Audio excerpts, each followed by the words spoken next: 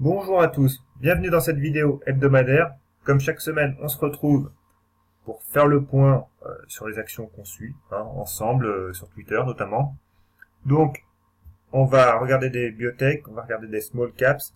Alors, on va regarder nos valeurs habituelles, je pense. Donc, comme ça, pêle-mêle, on va dire que j'ai Quantum Genomics, Oncodesign, Farming, Group, Genfit, bon, Farnex aussi, Et puis après, voilà, en small caps, on va faire du XFAB, Ribert, Aquel, Budget Telecom, qui s'est bien comporté aujourd'hui. Claranova, ça c'est moins bien.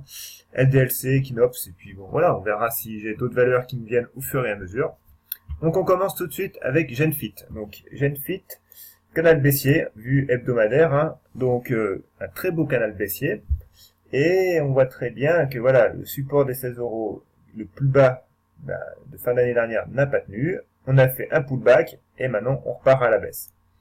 Donc là, clairement, c'est pas très joli quand même. Bon, au niveau des indicateurs, on voit que le RSI, lui, arrive dans sa zone de survente.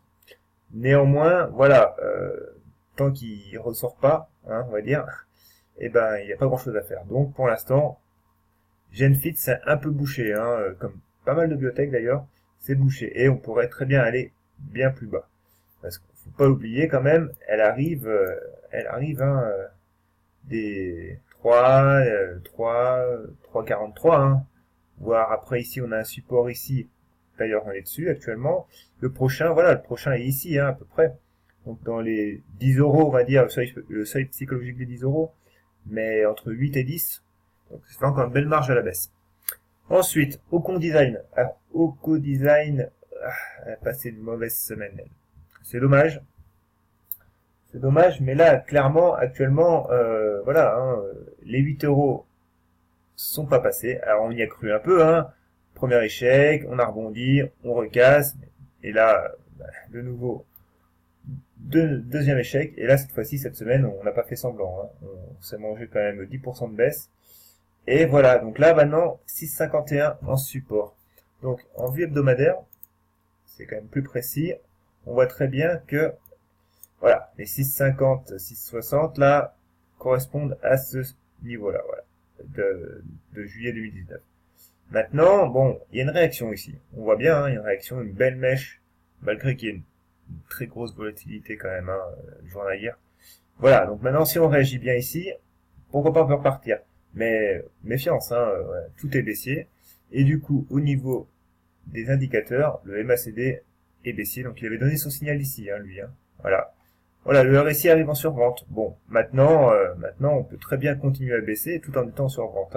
C'est réellement quand on recassera le niveau des 30 à la hausse que là, il y aura un signal. Donc, dommage pour elle, mais bon. Après, j'ai Farnex. Alors, Farnex, bon, pas grand chose à dire en fait, Farnex, elle est à 4,76. Sincèrement, qui aurait cru il y a quelques semaines. Mais bon, c'est le jeu de la bourse. Donc, du coup, ici, bon, bien évidemment, le MACD a donné un signal, mais pour l'instant, rien de probant. Là, on voit très bien que le RSI, lui, est en survente ici. Voilà. Mais par contre, voilà, il continue de baisser dans sa zone de survente. Donc, il faudra attendre réellement qu'il repasse les 30. Et après, ben voilà, que voulez-vous dire de plus? Pas grand-chose. C'est baissier. Du coup, j'ai Quantum Genomics. Alors, elle, par contre, elle, on en dit des choses dessus. Et pour le coup, alors j'en ai dit pas mal aussi dans le forum, trendfrance.fr, cette semaine aussi. Donc voilà, donc elle, là, on a une oblique, voilà, qu'il faudra casser pour espérer retrouver 4,80. Pour l'instant, c'est pas le cas. On a les 4,30 en support. On voit bien un Bollinger inférieur horizontal. Et là, ce qui peut être intéressant, c'est de le voir sur du 1 heure. Le 1 heure, on voit très bien que voilà, on a cette oblique-là, qu'il faudra pas casser. Donc là, actuellement, on revient sur cette zone. Donc cette zone, on a un peu tergiversé aujourd'hui, mais actuellement, elle reste en support. Toc. Voilà. Et maintenant, bon, voilà, 4,50 en support très immédiat, on va dire. Voilà, cette oblique-là est 4,30 en support un peu moins immédiat, mais bon, on est sur du 1 heure quand même, voilà, méfiance. Et puis on voit cette M200 horaire qui arrive. Donc, bientôt, voilà, on va avoir une confrontation. Donc, soit un nouvel échec, soit cette fois-ci une cassure. Donc, on verra. Les 4,80 sont là. Donc, on attend. Et on voit bien le MACD, hein. Le MACD signal ici, signal baissier, signal d'achat. Et là, voilà, un nouveau signal d'achat se profile. Donc, pourquoi pas rejoindre encore de nouveau cette oblique. On va voir. Évidemment, hein, ça c'est une analyse purement chartiste et graphique, hein, et technique. Ça ne tient aucun compte des fondamentaux. S'il y a une news sur n'importe quelle valeur pendant le week-end ou après bourse, évidemment, l'analyse technique montre ses limites, hein, faut pas non plus l'oublier. Néanmoins, en l'absence de news ou d'événements macroéconomiques ou microéconomiques pour les entreprises, et ben voilà, l'analyse technique est quand même un bon guide. Donc, ensuite, Farming Group, pour finir avec la biotech. Alors, Farming Group, elle est à 1,22. Alors, 1,22. Les 1,20 ont été testés avec succès, je crois, de mémoire. Voilà, donc, bon, le graphe 1 heure. Alors, tant qu'à faire, tant qu'on y est, on voit très bien cette oblique-là. Et du coup, on est en train de la passer. Maintenant, c'est surtout des niveaux horizontaux que je vois. Ici, M200. Pareil qu'on est en train de tester. Ici, aussi. Donc voilà. Donc il y a des niveaux, mais il faut arriver à repasser. Et c'est pas gagné. C'est pas gagné. Alors on voit bien hein, que les A20 ont été aidés par les 23% de retracement de Fibonacci. C'est pas mal. Et voilà, les supports que j'ai tracés tout à l'heure, 1,26 correspond à celui-là. Donc du coup on voit bien un canal ici, avec les bandes de Bollinger horizontales. Le MACD a redonné son signal baissier. Le RSI est totalement neutre, à 50. Donc voilà, donc pour l'instant, il faut la laisser vivre. Évidemment, maintenant, on peut très bien latéraliser au milieu, quoi. Entre 1,20, 1,13 et puis 1,30. Hein. C'est pas impossible de revenir sur la 1,33 et de faire un deuxième échec. Hein. Mais voilà, il faut réellement redépasser ces plus hauts pour initier une nouvelle tendance haussière. Donc, small caps maintenant. Alors, small caps, alors j'ai Ribert. Alors, Ribert, elle est là. Ribert, alors, Ribert, elle a combien exactement? Parce que je l'ai un peu perdu de vue ces derniers jours. 1,29, ouais, c'est compliqué, elle, pour elle, hein, un petit peu quand même, là. Donc, bon, échec avec la M200, ça, évidemment. Ratio de Fibonacci, on voit très bien que la hausse s'est faite, la baisse s'est faite sur les différents paliers. Voilà. Donc, ici, M50 horizontale, donc, à moyen terme, on va dire, c'est neutre. Mais voilà, bon, 1,40 n'a pas tenu, hein, c'est vrai que avec le contexte aussi, ça n'a pas aidé. Donc maintenant, la Bollinger inférieure arrive sur les 1,20, 1,24. Donc voilà, c'est cette zone-là qu'il faudra surveiller la semaine prochaine et qu'il faudra surtout pas enfoncer. Parce qu'autrement, ben voilà, on prendra le risque d'aller sur les 1,11 et de faire un grand range. Et voilà, et ça remettra à la hausse quand même à bien plus tard. Ensuite, j'ai Aquel. Alors, elle se comporte pas mal. Elle se comporte pas mal, mais bon, elle faiblit un peu quand même ces derniers jours là. Donc voilà, elle revient sur cette oblique haussière. M200 et la Bollinger inférieure aussi sur zone présente. Donc bon, zone n'a pas cassé évidemment. Hein. 3 mois après, voilà, on peut descendre sur les 15,80, 15,70 hein, ici. Hein. Et si on rompt cette oblique et qu'on diverge sur les bandes de Bollinger, voilà, je pense que la messe est dite là-dessus. À tenir. Donc du coup après j'ai alors budget télécom. Budget télécom, 8% de hausse aujourd'hui. C'est beau. Mais on va voir que la hausse ne s'est pas arrêtée n'importe où.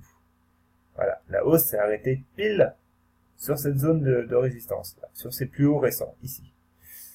Donc voilà, pour l'instant, bah, rien n'est fait.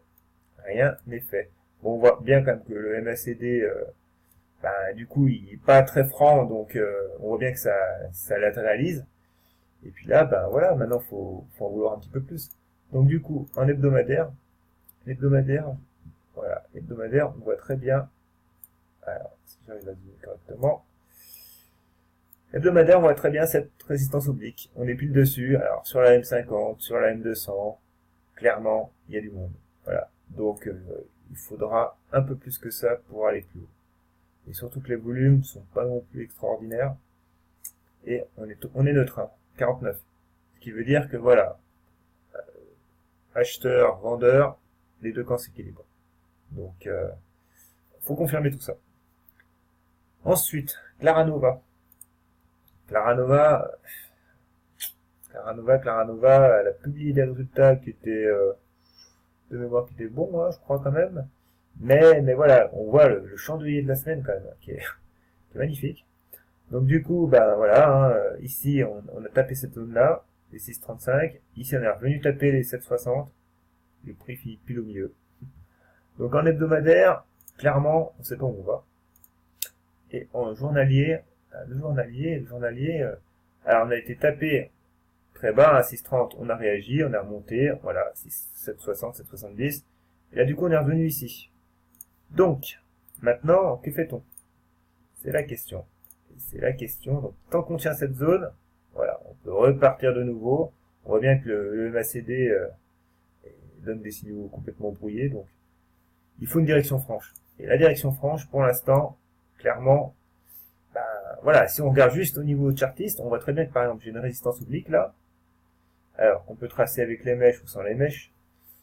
On peut même faire les deux aussi. Alors, c'est ce qu'on va faire. On va faire les deux. Toc.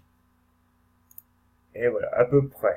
Ouais, à peu près. C'est pas tout à fait ça quand même. Mais voilà, on voit très bien que tant qu'on n'aura pas repassé cette zone, et surtout les 7,70, et ben pour l'instant, il n'y a rien de fait, quoi. Il n'y a rien d'acquis. Hein.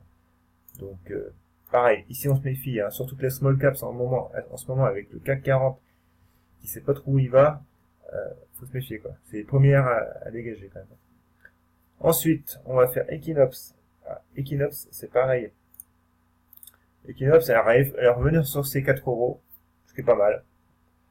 Voilà. Maintenant, ben voilà, cette zone-là, donc alors voilà, cette zone-là. Donc 4 euros, c'est psychologique à tenir. Voilà. Donc, on peut descendre jusqu'à 3,80. On voit que la N200 arrive. Donc cette zone-là devra être tenue. Absolument. Autrement, on redescend. On redescend. Alors on voit bien ici hein, que on était un petit peu en surachat. Donc du coup, bah voilà, le RSI corrige. Voilà, on va dire refroidi, donc tant mieux. Maintenant, bah, on peut bien voir exactement aussi pourquoi pas un petit fanion ou un drapeau. Ouais, bien que ici, ça serait un peu large. Mais n'empêche, en journalier, on voit très bien qu'on pourrait avoir rapidement quelque chose comme ça, on va dire. Et si on reporte, donc du coup, ça d'ailleurs je l'ai dit sur j'ai un cours là-dessus, hein, sur mon site, sur les figures chartistes, notamment les fanions et les drapeaux. Alors du coup, si on reporte cette hauteur-là, bim, ça nous donne, voilà, ça nous donne cette zone des 4,60, voilà, ici, là, voilà. Bon maintenant, est-ce qu'elle ira? Je sais pas. Pas nécessairement, hein, mais bon. Voilà, après, est-ce que j'en ai d'autres? J'ai LDLC, LDLC, LDLC, ah, où? Elle est là.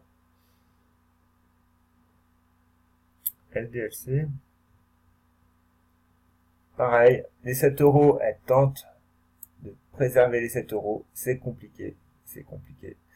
Donc si jamais elle les préserve pas, ben voilà, on peut retomber sur la N200 à 6,54, taper l'oblique haussière ici, long terme, moyen terme on va dire, sur 3-4 mois.